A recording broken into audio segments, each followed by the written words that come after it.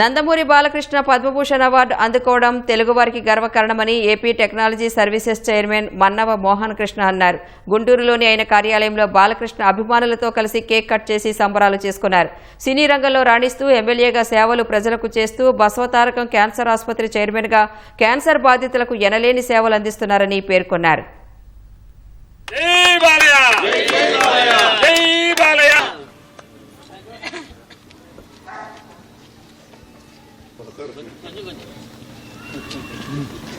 వర్ధిల్లాలి నందమూరి బాలకృష్ణ గారి నాయకత్వం, నాయకత్వం వర్ధిల్లాలి తెలుగు నందమూరి బాలకృష్ణ గారి నాయకత్వం.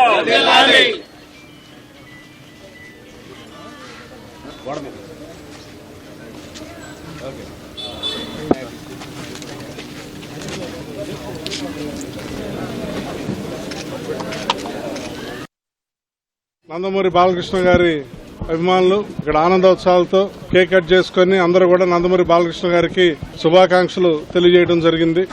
నందమూరి బాలకృష్ణ గారు దిగ్విజయంగా నటుగా కొనసాగుతా ఉన్నారు.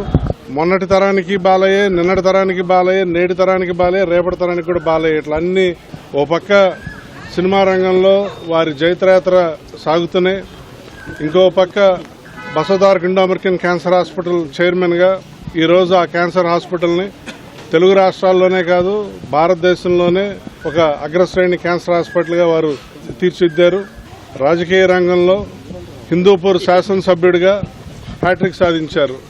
బాలకృష్ణ గారు అందరికీ ధన్యవాదాలు.